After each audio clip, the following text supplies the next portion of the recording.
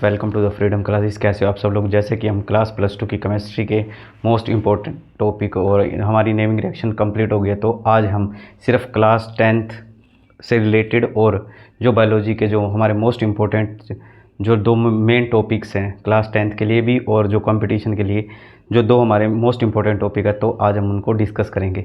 ठीक है, सबसे पहले हम ह्यूमन हार्ट, जो मानव का जो हृदय है वो किस तरह पंप करता है उसके बारे में, उसकी वर्किंग है, उसको बिल्कुल डिटेल से समझेंगे। ठीक है, तो आज हम ह्यूमन हार्ट और नेफ्रॉन, वृक्काणु, ठीक है, ये क्लास 10th के लिए भी इंपॉर्टेंट और कंपटीशन सब के लिए बिल्कुल यूज़फुल क्लास रहेगी बायोलॉजी की। ठीक है, तो स्टार्ट करते हैं हम ह्यूमन हार्ट। ठीक है, ह्यूमन हार्ट के अंदर क्या होता है जी, जो हमारे ऊपर वाला हिस्सा होता है हार्ट का, ऊपर वाला हिस्सा, इसको बोलते हैं हम अग्र महाशिरा, और जो नीचे वाला सिरा होता है वो क्या होता है, पश्चिमा सिरा।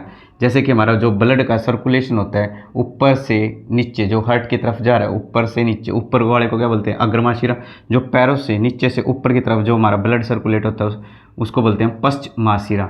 ऊपर वाले सिरे को अग्रमाशिरा, नीचे वाले सिरे को पश्चिमाशिरा। ठीक है, इसके अंदर एक हो गई हमारी महाधमनी, फुफ्फुस धमनी, ठीक है, और दाया अलिंद लेफ्ट हैंड साइड, दाया अलिंद दाया नील्य, बाया अलिंद बाया नील्य, फुफ्फुस धमनी, फुफ्फुस सिरा, महाधमनी वाल्व और फुफ्फुस वाल्व। ठीक है, और हृदयावरण।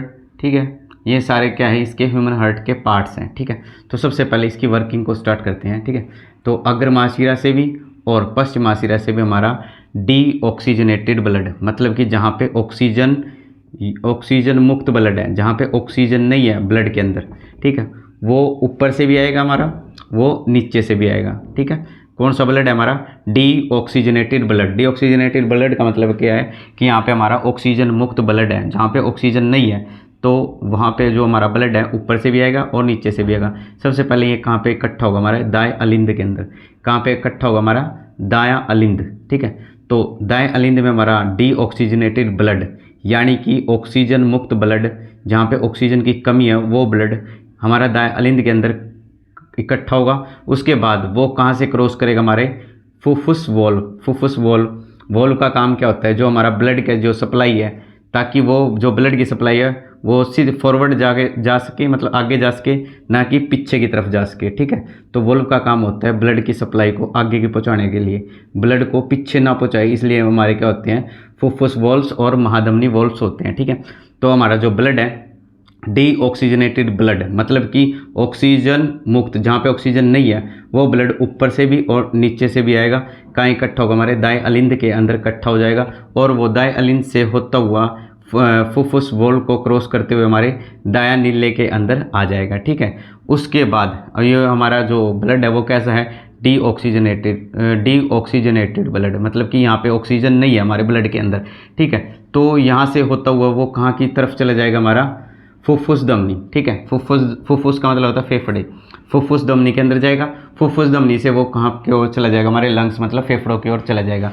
तो वहाँ पे हमारा जो ब्लड है वो कैसा हो जाएगा, ऑक्सीजनेटेड, मतलब कि वहाँ पे हमारे जो ब्लड है, ब्लड के अंदर क्या आ जाएगी, हमारी ऑक्सीजन आ जाएगी। ठीक है, हमारे उसके अंदर क्या आ जाएगी, ब्लड के अंदर ऑक्सीजन आ जाएगी। ऑक्सीजन आने के बाद फेफड़ों से फिर ब्लड हमारा किसके अंदर एंट्री करेगा, हमारी फुफ्फुस सिरा। ठीक है, अब हमारा जो ब्लड है वो कैसा है, ऑक्सीजन वाला है, वो कहाँ पे सप्लाई होगा, फुफ्फुस सिरा के अंदर। फुफ्फुस सिरा से होते हुए वो हमारे कहाँ जाएगा, बाया अलिंद। अब सबसे मेन काम क्या है कि जो हमारा दाया अलिंद है और हमारा जो बाया अलिंद है वो क्या करता है, जो हमारा वो जो ब्लड है डीऑक्सीजनेटेड है या फिर ऑक्सीजनेटेड ब्लड है, मतलब कि ऑक्सीजन मुक्त या फिर ऑक्सीजन युक्त दोनों ब्लड है, इनको जो एक्सेप्ट, मतलब कि इनको एक्सेप्ट करने का काम, इनको इकट्ठा करने का काम कौन करता है, हमारा दाया अलिंद और बाया अलिंद। ठीक है, यहाँ से हमारा क्या हो जाएगा, इकट्ठा हो जाएगा हमारा ऑक्सीजन वाला ब्लड, फिर ऑक्सीजन वाला ब्लड हमारा बाया अलिंद से कहाँ चला जाएगा, बाया नीले के अंदर चला जाएगा। हमारा जो दाया नीले है और बाया नीले, ये क्या करता है, ट्रांसफ़र ऑफ ब्लड की सप्लाई के अंदर काम करता है। ठीक है, ये डीऑक्सीजनेटेड है, ये ऑक्सीजनेटेड, ये ऑक्सीजन मुक्त है, ये ऑक्सीजन युक्त है। ठीक है, तो फुफ्फुस सिरा में हमारा क्या आ गया, ऑक्सीजन वाला ब्लड आ गया, वो कहाँ चला जाएगा, हमारा बाय अलिंद के अंदर चला जाएगा। फिर बाय अलिंद से हमारी महाधमनी वॉल्व है, इन दोनों को, इसको क्रॉस करते हुए हमारा कहाँ चला जाएगा, हमारा बायां नीले के अंदर हमारा ब्लड चला जाएगा, ठीक है। फिर बायां नीले से हमारा जो ऑक्सीजन वाला ब्लड है कहाँ जाएगा, हमारी महाधमनी के अंदर चला जाएगा। और फिर वो महाधमनी क्या करेगी, महाधमनी जो हमारा ऑक्सीजन सप्लाई वाला जो ब्लड है उस ब्लड को इकट्ठा करके हमारे जो शरीर के जो भी हमारे पार्ट्स हैं सभी पार्ट्स के अंदर हमारा ऑक्सीजनेटेड ब्लड सप्लाई कर देगी। मतलब कि ऑक्सीजन वाला ब्लड है वो सभी जगह क्या कर देगी, फैला देगी, ठीक है। दोबारा फिर समझाता हूँ। अग्रमाशिरा और पश्चिमाशिरा से हमारा डीऑक्सीजनेटेड मतलब कि बिना ऑक्सीजन वाला ब्लड हमारा आता है, ठीक है। अग्रमाशिरा से भी पश्चिमाशिरा से भी दाएं अलिंद में इकट्ठा होता है।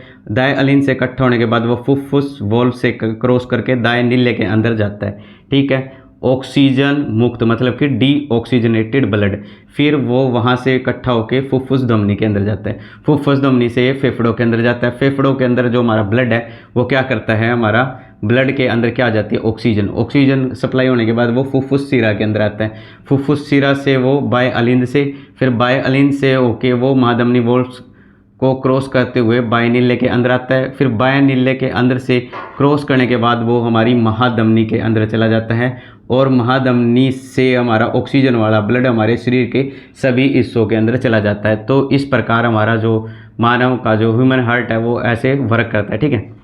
नीचे भी लिख रखा है मैंने, डीऑक्सीजनेटेड ब्लड है, दाएं अलिंद के अंदर जाएगा, दाएं अलिंद से दाएं नीले से फिर फुफ्फुस धमनी से फिर फेफड़ों से फुफ्फुस शिरा से बाएं अलिंद से बाएं नीले से महाधमनी और महाधमनी से पूरी बॉडी के अंदर हमारा जो ब्लड है वो ऐसे सप्लाई होगा। तो ये था हमारा ह्यूमन हार्ट की वर्किंग, ठीक है। अब नेक्स्ट टॉपिक हमारा क्या है, नेक्स्ट टॉपिक है हमारा नेफ्रॉन। नेक्स्ट टॉपिक क्या है हमारा, नेफ्रॉन का मतलब होता है वृक्काणु का मतलब क्या है, वृक्काणु कहाँ होते हैं हमारे, वृक मतलब कि हमारी किडनी, जो हमारी किडनी है, किडनी क्या काम करती है, हमारा यूरिन मतलब कि जो हमारा यूरिन बनता है उसको क्या करती है फिल्टर करने का काम करती है, ठीक है। तो हमारे जो किडनी होती है वो हमारी दो होती हैं और दोनों किडनियों के अंदर बहुत सारे लाखों के अंदर हमारे क्या होते हैं, वृक्काणु होते हैं। और जो वृक्काणु होता है, जो वृक्काणु है ये जो हमारा क्लास 10th के लिए मोस्ट इंपॉर्टेंट टॉपिक है, ठीक है। तो क्लास 10th वाले भी इस वीडियो को जरूर देखें, ठीक है। तो वृक्काणु के अंदर क्या होता है, वृक्काणु हमारा जो यूरिन बनता है उसके अंदर कैसे वर्क करता है। तो इसके अंदर क्या होता है, वृक्काणु धमनी की जो हमारी शाखा है, वृक्काणु धमनी की जो हमारी ये जो शाखा है इसके अंदर यहाँ पे कप के आकार का एक उसका ऑर्गन होता है जिसको हम बोलते हैं बोमन सनपुट, ठीक है। ये क्या होता है, कप के आकार का बोमन सनपुट होता है, ठीक है।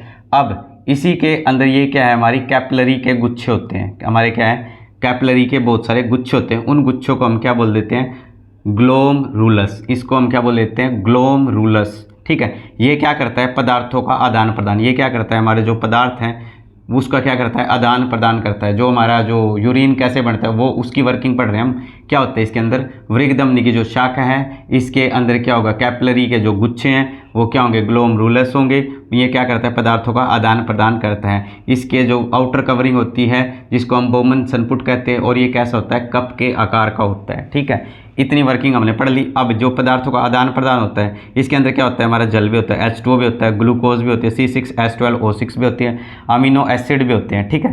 तो अब ये यहाँ से आगे क्या हो जाती है, इनकी सप्लाई हो जाती है। जैसे ही सप्लाई होती है तो यहाँ से जो ये हमारी जो वृक्काणु की जो संरचना है ये क्या कर लेती है, इनको क्या कर लेती है, अवशोषित कर लेती है, ठीक है।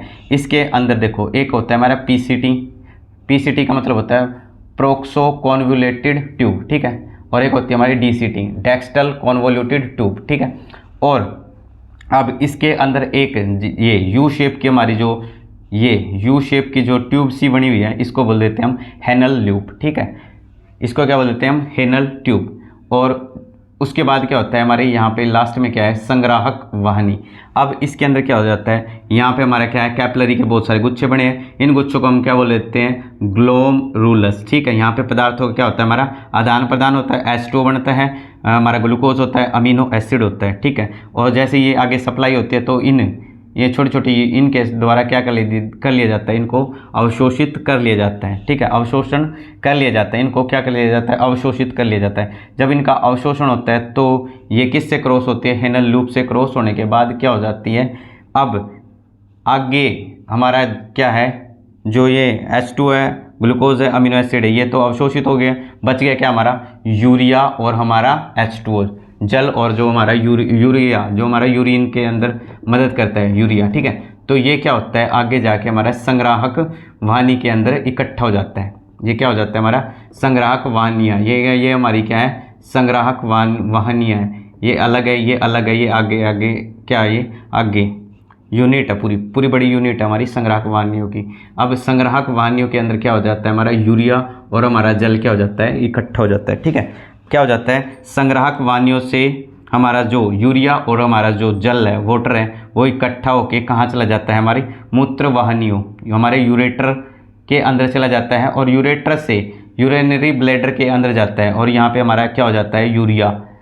ठीक है, हमारा जो मूत्र है वो क्या हो जाता है, यहाँ पे इकट्ठा होता है, और ये यूरिनरी ब्लैडर है वो क्या होता है, एक पेशीय होता है, ये पेशीय होता है, और ये क्या होता है, तंत्रिका नियंत्रण, मतलब कि इसको क्या करके रखता है, यूरिनरी ब्लैडर, हमारे जो मूत्राशय है, ये क्या करता है, जो हमारे मूत्र का जो निकासी होनी है, उस यूरिन को क्या करके रखता है, कंट्रोल करके रखता है। फिर यूरिनरी ब्लैडर से हमारा जो यूरिन है, यूरेथ्रा की हेल्प से हमारे मूत्र मार्ग से हमारा इजेक्ट आउट, जो भी हमारा यूरिन है या फिर जल है, उसको हम क्या कर देते हैं, इजेक्ट आउट, मतलब कि बाहर निकाल देते हैं। ये हमारा ये नेफ्रॉन है, ये हमारा वृक्कण है, ये किसका पार्ट है, हमारे उत्सर्जन तंत्र का हमारा पार्ट है। ठीक है, तो हमने आज सिर्फ 2 इंपॉर्टेंट टॉपिक हमने डिस्कस किया, जो कंपटीशन और हमारी क्लास 10th के लिए मोस्ट इंपॉर्टेंट है। ह्यूमन हार्ट भी हमने पढ़ लिया और नेफ्रॉन भी हमने इसको क्या कर लिया, कवरिंग कर लिया है। बाकी हम ऐसे ही हम मोस्ट इंपॉर्टेंट जो टॉपिक्स हैं उनको लेके आते रहेंगे। तो इस वीडियो को क्लास 10th और कंपटीशन की जो तैयारी कर रहे हैं बच्चे, इस वीडियो को ज़्यादा से ज़्यादा शेयर करें, लाइक करें और इस चैनल को सब्सक्राइब करें। Thank you.